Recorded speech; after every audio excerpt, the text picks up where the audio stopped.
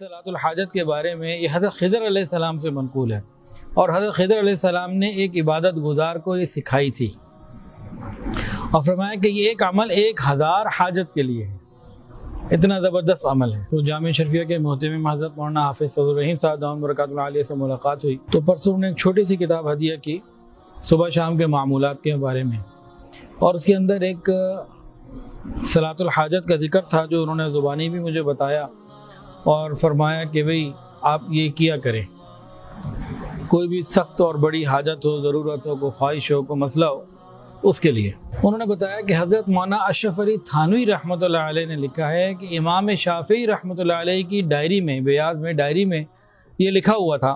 اس کا طریقہ کیا ہے یاد کر لیجئے، آسان ہے۔ 2 رکعت نفل پڑھنی ہے۔ کتنی رکعت؟ 2 رکعت نفل پڑھ کے اس کا ایک طریقہ ہے، 2 رکعت نفل پڑھنی ہے۔ پہلی رکعت میں سورہ فاتحہ کے بعد 10 مرتبہ سورہ کافرون قل یا ایھا الکافرون پڑھنی ہے۔ دوسری رکعت میں سورہ فاتحہ کے بعد 11 مرتبہ سورہ اخلاص قل هو اللہ احد یہ پڑھنی ہے۔ پھر 2 رکعت پوری کر کے سلام پھیر لیں۔ فرق کیا آیا؟ پہلی رکعت میں سورہ فاتحہ کے بعد 10 دفعہ قل یا ایھا الکافرون پوری صورت، اور دوسری رکعت میں سورہ فاتحہ کے بعد 11 مرتبہ سورہ اخلاص پوری صورت۔ سلام پھیر لیا، مکمل ہو گئی بات۔ اس کے بعد سجدے میں جانا ہے، اور سجدے میں 4 کام کرنے ہیں۔ 3 چیزیں پڑھنی ہیں، کرنے والی پہلی ہیں، اس کے بعد دعا مانگنی ہے اپنی زبان میں۔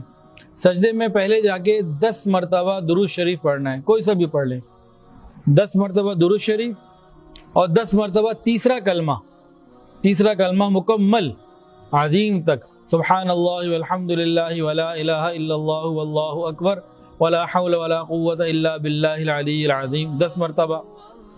اس کے بعد تیسری چیز بھی 10 مرتبہ ہی ہے، ربنا آتنا فی الدنیا حسنہ وفی الآخرۃ حسنہ وقنا عذاب النار 10 مرتبہ۔ یہ دعا ہو گئی، درود شریف، تیسرا کلمہ اور دعا یہ والی۔ اس کے بعد جو اپنی حاجت ہے اپنی زبان میں اللہ سے مانگے۔ قبولیت دعا کی نا گارنٹی اللہ تعالیٰ کی طرف سے ہے۔ وقال ربکم ادعونی استجب لکم، اور کہا تمہارے پروردگار نے تم مانگو میں دوں گا۔ کتنا مزیدار جملہ کہ بس ہماری تو چاندی ہو گئی، ہمارے تو جناب مزے ہو گئے۔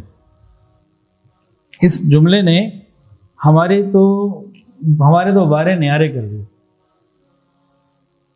اور فرمایا تمہارے پروردگار نے تم مانگو میں دوں گا۔ آگے قرآن سنیں، اللہ تعالیٰ فرماتے ہیں وَمَنْ أَصْدَقُ مِنَ اللَّهِ قِيلًا، اللہ تعالیٰ سے زیادہ کسی کی بات سچی ہو سکتی؟ وَمَنْ أَصْدَقُ مِنَ اللَّهِ حَدِيثًا، اللہ سے زیادہ کسی کی بات سچی ہو سکتی؟ جب کہہ رہے مانگو دوں گا تو بات ہی ختم ہو گئی، بیچ میں کوئی شرط نہیں لگائی کہ نیک مانگے گا تو دوں گا، گناہگار مانگے گا تو نہیں دوں گا، کوئی بات نہیں کی، مانگو میں دوں گا۔ وہ سب کو دیتا ہے، ہم مانگنے والے بنیں، یقین ٹھیک کریں۔